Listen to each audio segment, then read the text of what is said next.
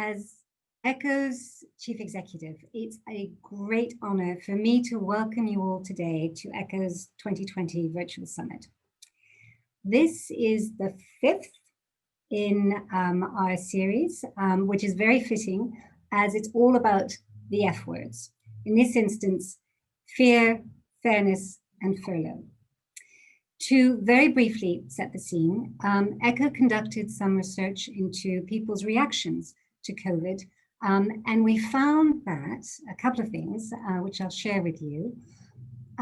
Few people trust government to get our response to COVID right. 33% of support for Trump administration's COVID management against the 27% who believe in Boris Johnson's government's handling of the crisis. And this belief varied by age as well, as you'll see in a moment. My little blue line is the UK, the red line is what we see among the US. And you'll see the biggest gap we see is among Gen Z, those 18 to 24. In the UK, by far the least trusting of our government at 17% compared to 38% among their US cohorts. No doubt this is due to anger, frustration at the A-levels fiasco, and also worry about their future as they look ahead. The other thing we looked at in relation to COVID and business specifically is we tracked conversations and how they're expressing emotion around this particular pandemic. My yellow line is joy, the joy of having to be able to work from home, the joy, hopefully, for those who are well, the joy of not having to commute, all sorts of things coming through. But so too, you'll see the little black line at the bottom was fear. We could see fear rising quite quickly.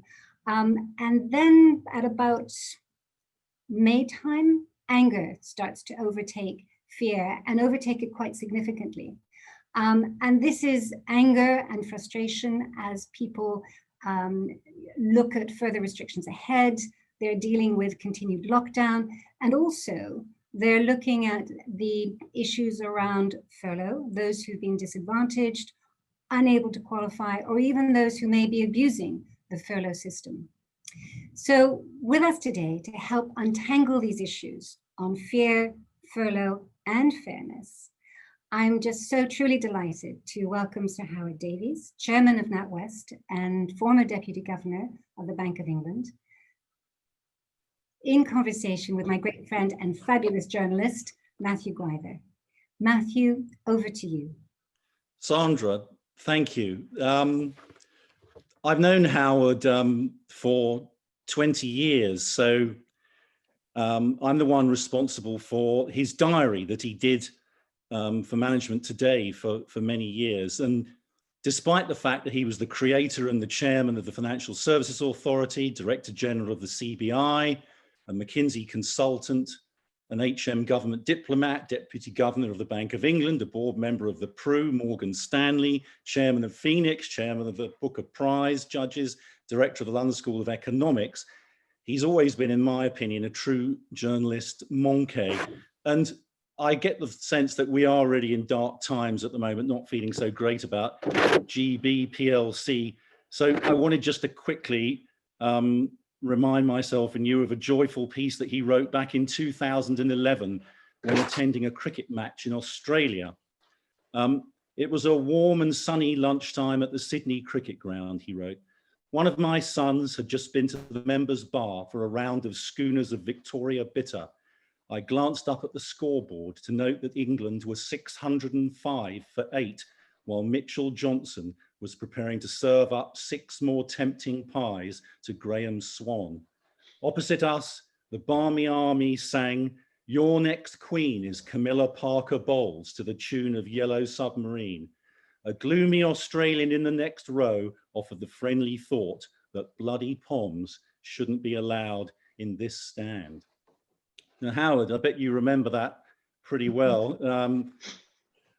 So to get back onto the negatives, unfortunately, let's start with fear. You lived through the great crash 12 years ago, as all of us did. So how scared were you then, and how does it compare to your levels of fear for UK PLC now? I think at the time of the crash, it was quite different because we did fear then that the financial underpinnings of the economy would be kicked from underneath us, and that we didn't know quite what that would do. And so people were all running for the exit, and that was rather dangerous in that there was no sense that there was a kind of we're all in this together, because we were not. Some people had made out like bandits in some of the investment banks, other people had lost massively. And there was genuinely a feel that you just needed to rush for the door. And as we all know, when someone shouts fire and everybody rushes for the door, that's a problem. So I think that was really quite worrying. This is different because I think there is a sense, although people are very critical of the government, your interesting research shows that there is nonetheless a sense that we are in this together. I don't think anybody is thinking that somehow you can buy your way out of COVID. You can't really. So, and everybody knows what the position is, and I think it's clearer. So, from my point of view, from being in business, I think the last time was actually more worrying, because you really did feel that a set of individually rational behaviors could bring the whole system crashing down. Whereas I don't think we're in that position at the moment. Now, that's not to minimize the economic and social consequences of this, but I think it is more possible to get your hands around it. But if you're not running for the exit at the moment, with only 6 weeks to go until the end of the year and no sign of a deal coming out of the negotiations, I mean, how are you able to prepare as an organization like NatWest? I mean, among the more trivial things we've been reading over recent months about the fact that lots of Brits who live in Europe are no longer able to have UK bank accounts. I mean, what are you and your team able to do as far as planning is concerned at the moment, if you simply don't know what the rules of the game are going to be on the 1st of January? I mean, the general point here is that, which I think people don't make sufficiently, is that the Brexit timetable appears to be completely political. One can understand why, in political terms, you might want to take this negotiation to the wire, because whatever you come out with, you want to be able to say, well, we negotiated it up until 1 minute to midnight. We did our best. We were tough. We held out, etc. And here's what we've got. It's not perfect, but there it is. That has a kind of political logic to it. From a business perspective, it has no logic at all, because from a business perspective, you would want to know what the rules were going to be about a year ago, maybe even longer, actually. So what is very, very frustrating, and I don't think this is not purely a criticism of our government, because the EU's played the same game on the political timetable, is a sort of madness, really, that all of these governments, the 27 and the one, should think that it is sensible to target an agreement just before midnight. That is sensible. It is insane. So, as far as NatWest is concerned, however, I have to say we're not as much exposed to this directly as you might think. I mean, we're largely a UK bank. We've got a bank in Ireland, but that's a separate entity, really, and that is fine. And in Europe, we've got important client relationships, but largely with big companies. We don't have a branch network in France or Spain or anything like that. So what we've done is actually set up a bank in the Netherlands. In fact, we already had licenses there because of the ill-fated acquisition of ABN AMRO. And the few things that came out of that acquisition, which was very costly for the bank, was that we did have a set of banking licenses in Amsterdam. So we have an NV in Amsterdam, and we can route transactions through that if we need to. We don't have many international customers. We've written to them about what they need to do on the retail side, because we've never had actually a branch network abroad in the way that Barclays had, or Santander, there was Abbey in Spain. Barclays, had quite a big branch network in Spain, France, Italy, etc. I remember once I lived in France, I had a Barclays account in France. So they've got more of a problem, a hangover of retail customers. So for us, frankly, it's not a big deal directly. What worries us more is our SME customers, principally, and whether they are going to find their supply chains disrupted. They have, in fact, had to stock up. People have done precautionary stocks, and that's been quite costly for people. So that's increased borrowing. So quite a bit of the Corona business loans is effectively that's where it's gone. So that's worrying, because we may well find, if there are supply chain disruption and that people then decide to switch suppliers, if you're a German end equipment manufacturer, and then your UK suppliers are stuck in a lorry park in Kent, you may say, well, we're actually going to trigger an alternative supplier somewhere else. So that's my concern. Hard to quantify it, hard to understand precisely how it's going to work. But that's more my concern than the actual operations of the bank, which I think will be fine. I mean, one of the things I wanted to ask you, which came up with a conversation that Ian Wright of the Food and Drink Federation had with Neil, who I see is on the call today. Ian gave a strong impression that this government really doesn't get business. And it's fascinating. I'm a late convert to the Crown. I resisted it for years, but it's interesting watching now that I am the sort of Series 1 from the 50s, and that the sense that, the concern for business that prime ministers and the cabinet had then for business. But, at the moment, we seem to kind of remember that awful phrase, F business, from the prime minister. And I sense that business really doesn't think it's got a voice there, or it's being understood at all. I mean, how do you think their understanding of the needs and the importance of business in the UK is? Yeah, I think I would differentiate between different parts of the government. I mean, if you look at the government broadly defined, including things like the Bank of England, etc. I mean, I wouldn't personally want to criticise the Bank of England. I wouldn't really either want to criticise the Treasury. Now, you may say, well, he used to work at the Bank of England, he used to work at the Treasury. And so perhaps I do have a slightly different perspective, because I kind of been in there and I didn't know how it works. I know how difficult it is.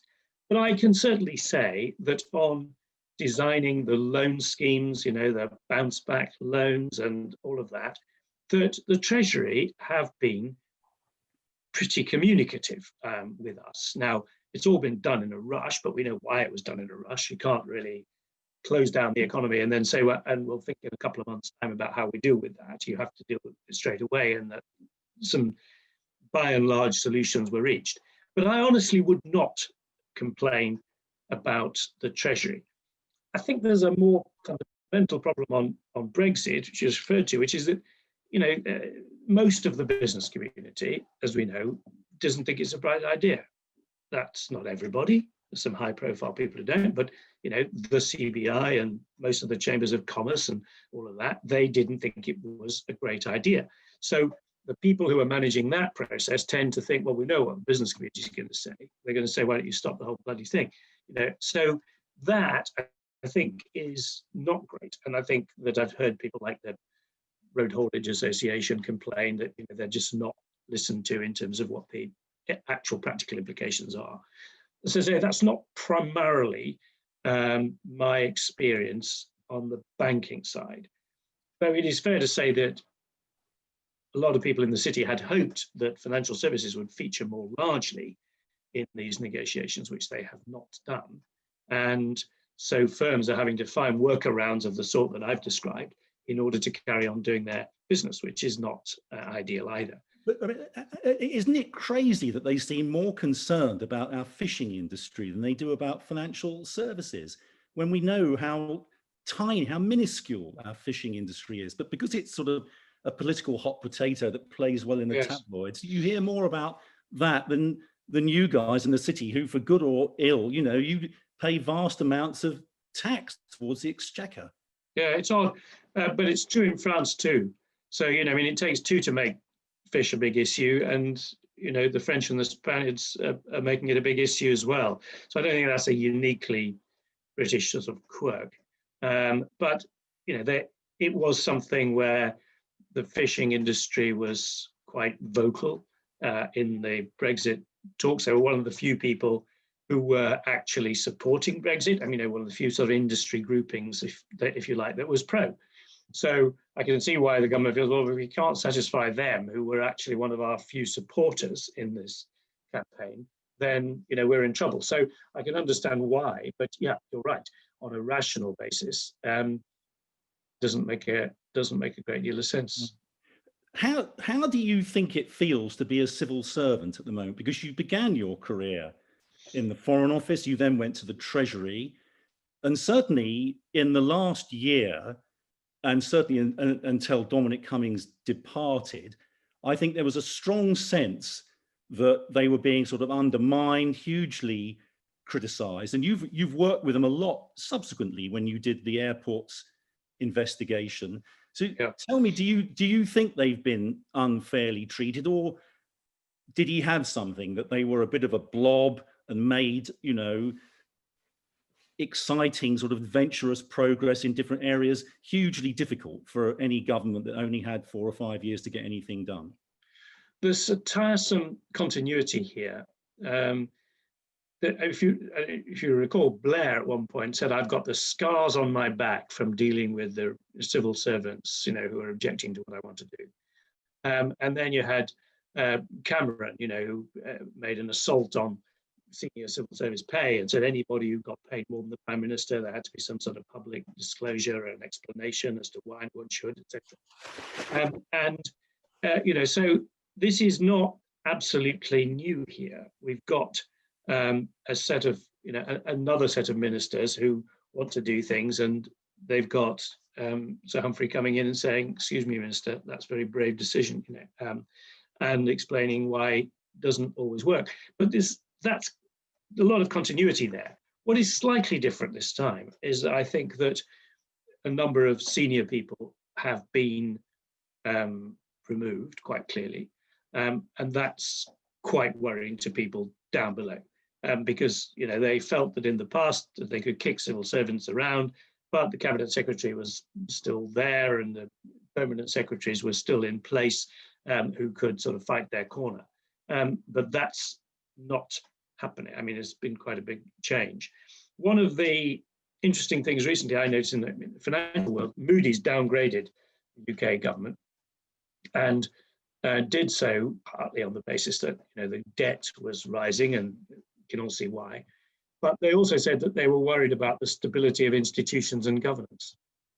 And ultimately, the security of people lending to the government, or to any government, is can that government actually govern and raise taxes? Because, ultimately they have access to all our wealth, and that's why you're prepared to lend, even if you can't immediately see how you're going to get it back, because fundamentally they could do that.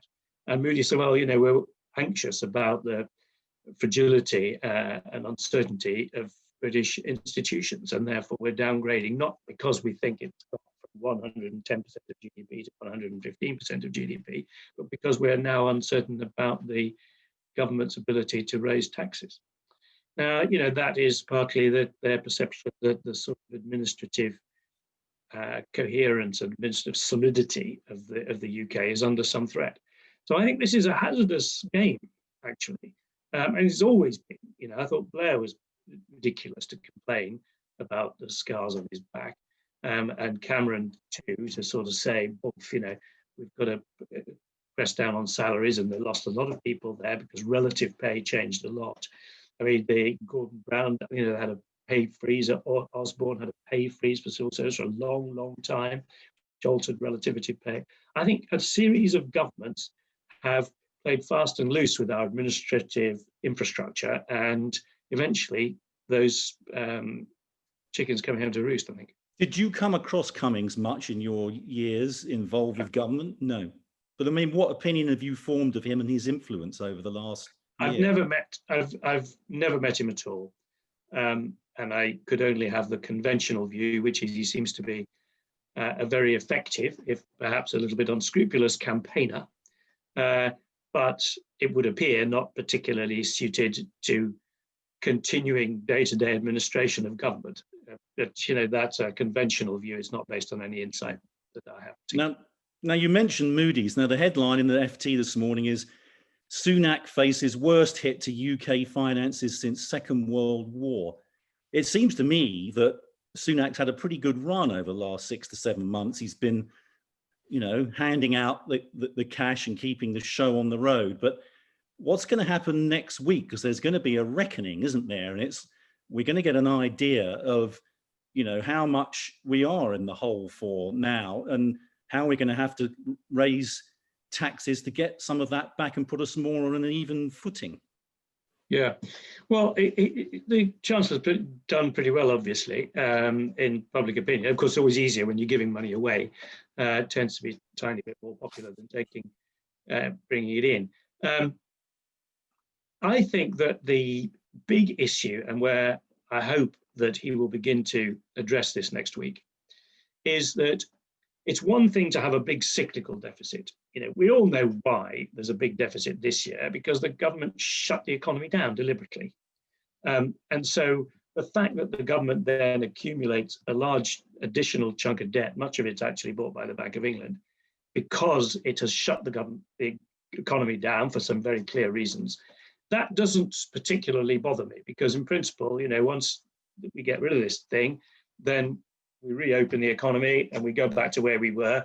We've still got a chunk of debt, an additional chunk of debt, but fundamentally, we should be okay.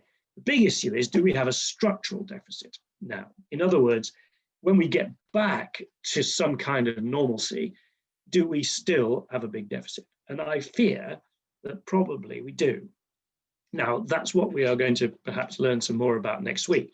The reason I think we do is because I suspect we're going to be left with a somewhat higher level of unemployment for a period, but also that there will be areas of the economy where the governments will be more or less obliged to spend more money, notably on the NHS, but also perhaps particularly on social care. You know, the governments are not going to come out of this and go back to exactly where they were before. So we have clear spending pressures, and we have a problem on taxation, because this government, and both of them in the last election did the same thing, which in my view is peculiar and foolish, was that we're not going to raise income tax, we're not going to raise VAT, we're not going to raise national insurance. Well, that's about 80% of your income. And in the past, you know, even you, Matthew, youthful as ever, but you can remember the times when the basic rate of income tax, sometimes it went up, sometimes it went down. You know, if the government needed money, it would say, well, sorry, you know, it's going back up, it's going up by a p because we need some more money. And we've now got away from that. Somehow, both parties have kind of committed never to raise these rates, which is curious and very damaging. So I think the worry we have is that we may have a structural deficit with spending pressures that we can't resist, and yet no easy tax mechanism to recover that and to get this back in balance. So it's not this year's spending worries me so much. Everybody knows why. We've had one splurge, and but can we get back to an even keel? Because if we don't, then your debt is going to spiral out of control, and eventually interest rates will react eventually. At the moment, I don't think anyone's particularly worried about it, as the world economy is overall very depressed. So interest rate, there's no real pressure for rising inflation or interest rates. But in the end, that will recur. And the countries who survive through that will be the ones who've just got their continuing spending and taxing in balance. And that's what we need to see. Now, Howard, you were born 5 miles north of Manchester, and this government got in on a levelling up ticket by taking unprecedented numbers of seats from the Midlands and the North. What do you think needs to be done there, and what do you think they're going to be able to do over the course of the next 3 to 4 years? Yeah, I think there's a lot of nervousness about the practicalities of the northern levelling up in the northern powerhouse. I mean, there's one clear thing, which was Osborne's northern powerhouse, which is investing in improved transport infrastructure in the northwest in particular. But that the argument being that if you can connect Liverpool, Manchester, Leeds, Sheffield in a kind of mega urban centre, that will, agglomeration effects of things like that will actually increase productivity and increase relative wealth. And there's quite a bit of economic theory, if you like, that suggests that might well work, if you can do it. Big question is, can they afford to do that with the HS2, which appears to, think of a number and double it as to what that's going to cost. And so that is a bit less clear to me whether, an expanded rail network, and that's quite a big initiative. And presumably now it has to be done in a greener way. We can't do it by just increasing motorways. I don't think that's going to make any sense in terms of other policies. So can there be a plan for that? And then in addition, probably some more expenditure on further education and on higher education. There's a big, strong higher education network there. Some big, high quality universities, certainly Manchester, Leeds, Sheffield, Liverpool as well, perhaps. And so building on that, these research clusters, I think, can make sense. So I think there are some things that can be done. They're not necessarily that fast acting, but many rational investment things are not that fast acting. And certainly, if you want to do something very quickly, you're going to do it less efficiently, and it's going to be less durable as an investment.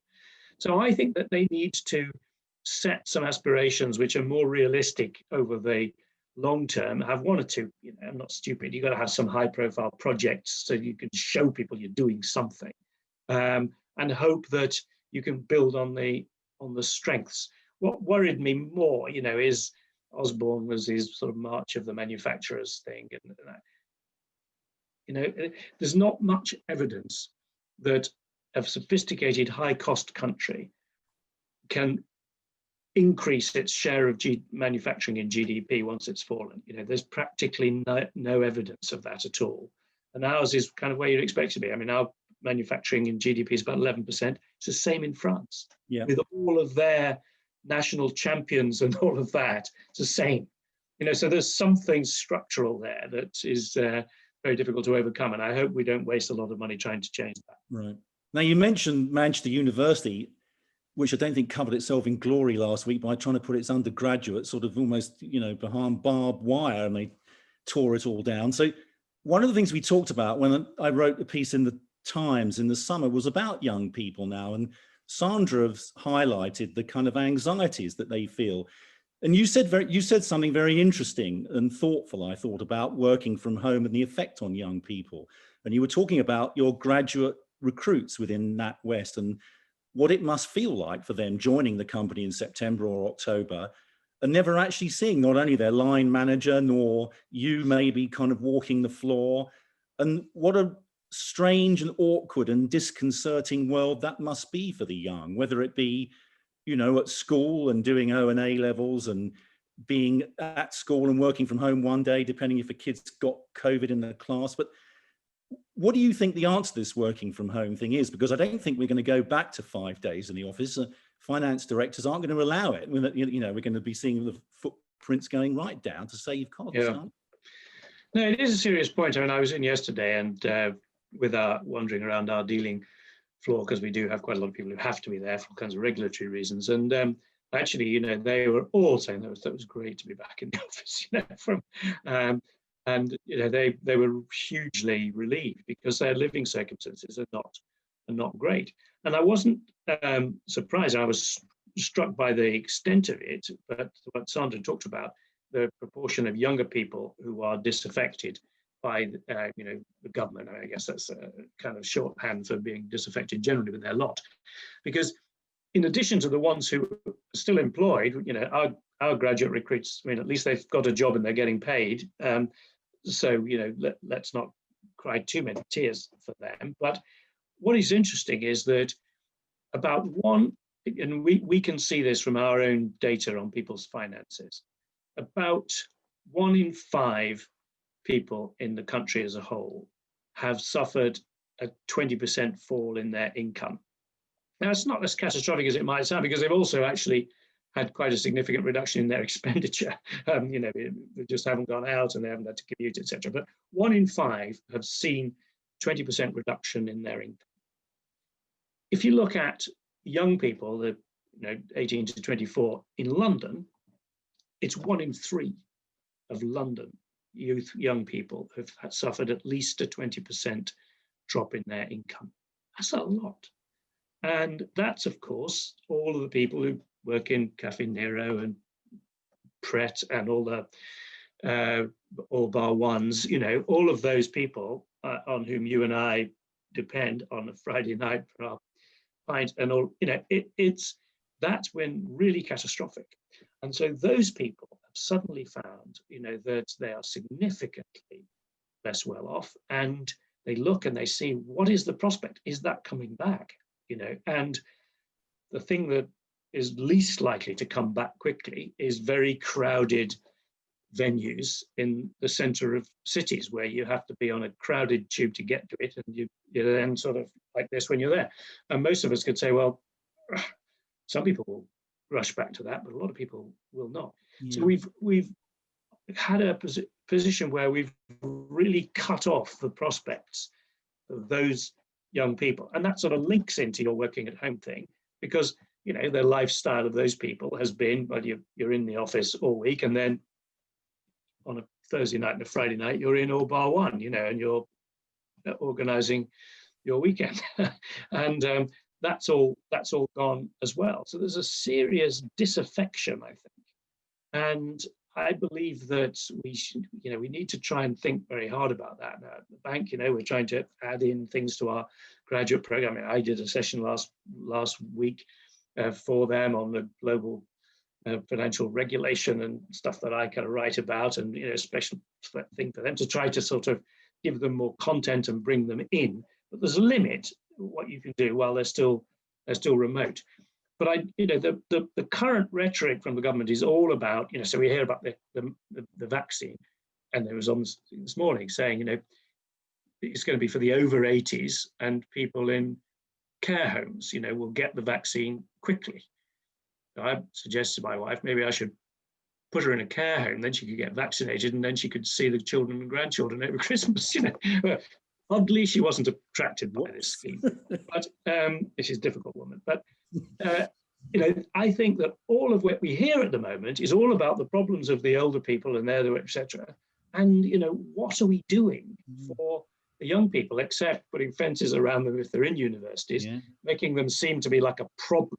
They're a problem, the young students at universities, and they've suffered a massive hit to their income. And this is bad, and your figures show it's very striking that unless we can give those people some hope and give the impression that policy is oriented also to trying to get them back to where, or somewhere close to where they should have been, I think we're storing up a big problem.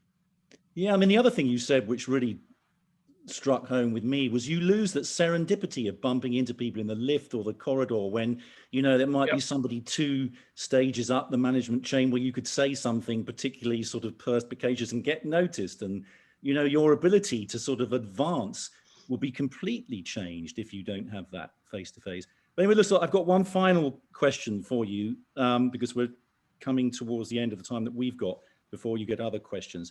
You're an ex-McKinseyite consultant.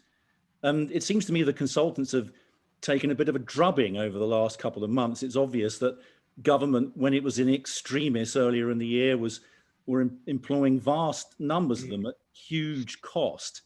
And, there was even an idea being floated again from Cummings, apparently, of having almost like a consultancy wing within government. I mean, do you think that such use of what are pretty costly consultancies is sort of necessary? Do you think they do bring value, or is it, should the civil service have more confidence to try and work these things out on their own and do them on their own? Yeah,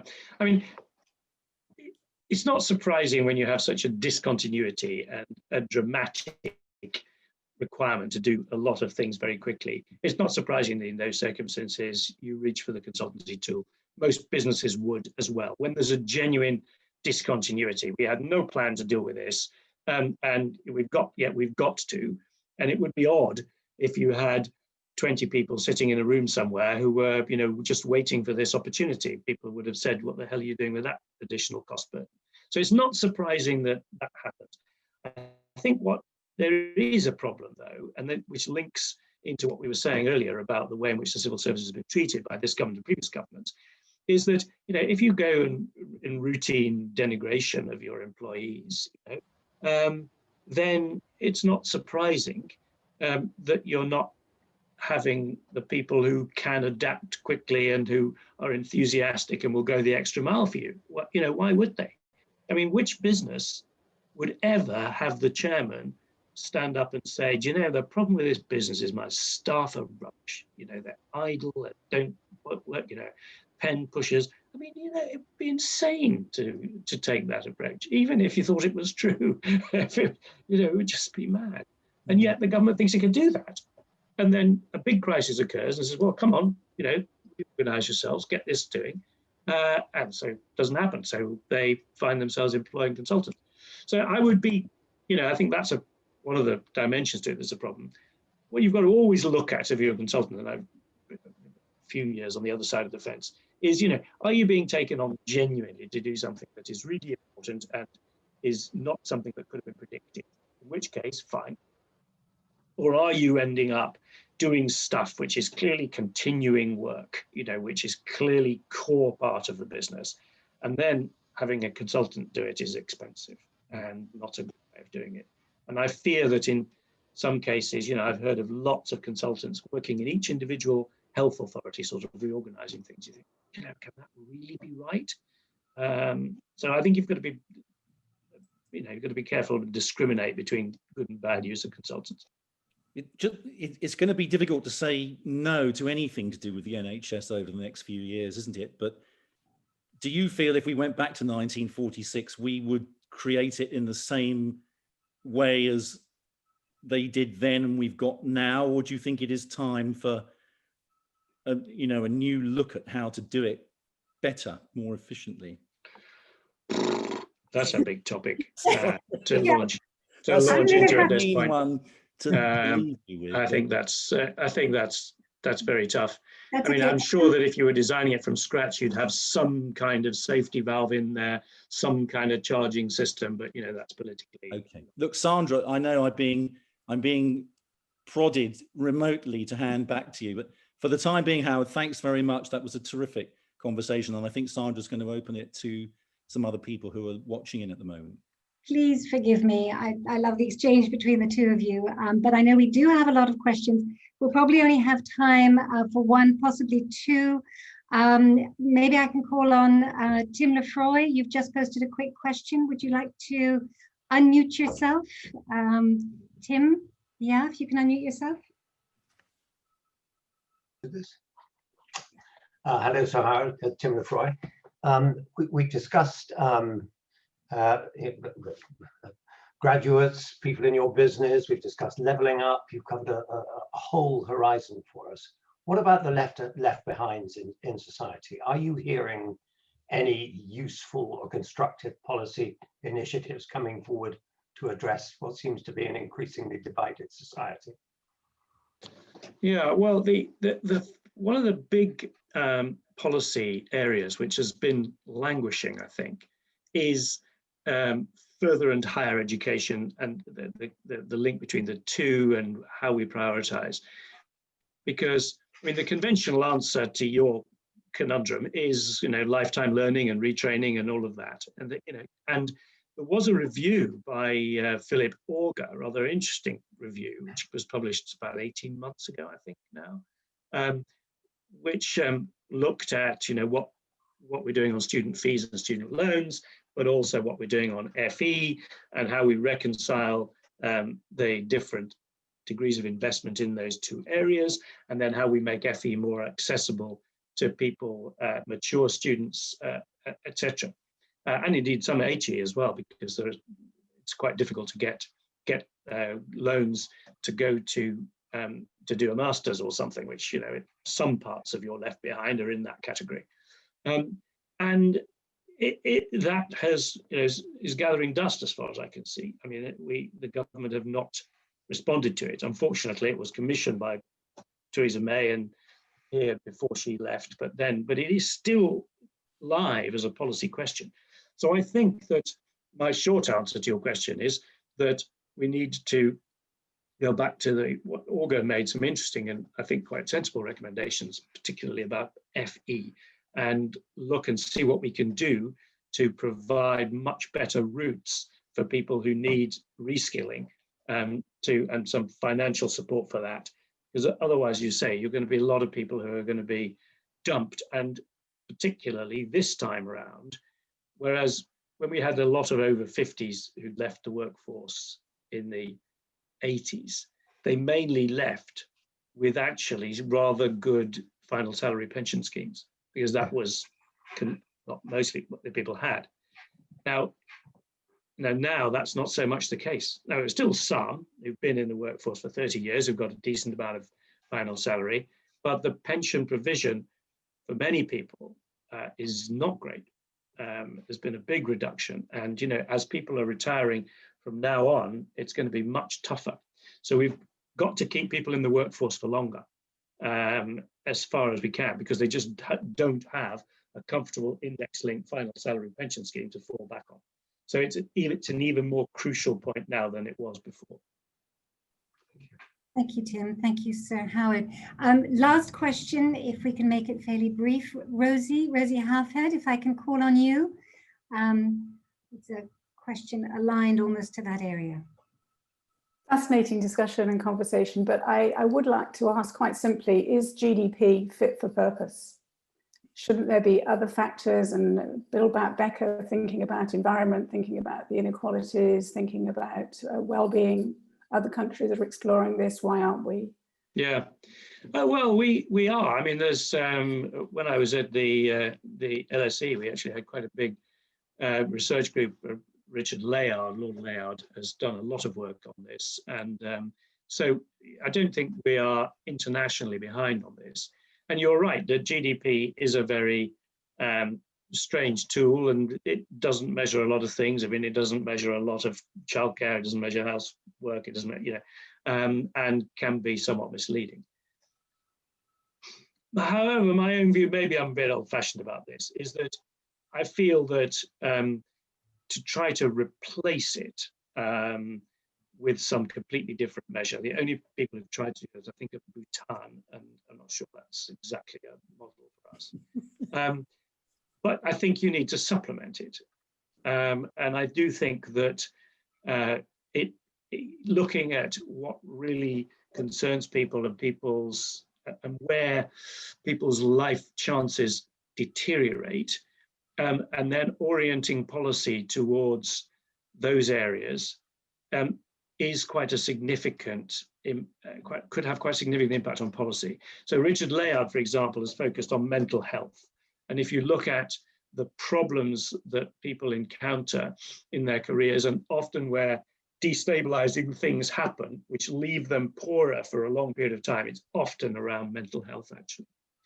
I mean, some of it's around divorce and other things, but I mean, a lot of it's around mental health. And that if we've underinvested in that area, and that is very costly in terms of people's long-term personal sustainability, if you like. So I think that there are things like that that are very useful and illuminate policy, and clearly climate change is another. But do I feel that we are about to abandon GDP completely? I'm not sure. I think people would reinvent it pretty quickly. With that, thank you, Rosie. Thank you, Sir Howard. Strong words, powerful thoughts, certainly challenging times. I can't thank you enough, Sir Howard, Matthew, for your time today to be with us. And I felt it fitting to sum up our brief session with the words from Victor Hugo, saying, being good is easy, what is difficult is being just. So with that, please do join us next week when we consider investor activism with Andrew Hall, the Chief Executive of the Insurance Council of Australia, in conversation with ECHO's advisory board member, Peter Debrissini, at a new time. It is Australia friendly, so it'll be 8 a.m. for us in the UK, 9 p.m. for our continental friends, and obviously 7 p.m. down under. With that, have a great afternoon, a fabulous weekend ahead, and we look forward to seeing you next week for the final wrap-ups in our leadership series. Thank you so much. All the best, everyone. Bye for now.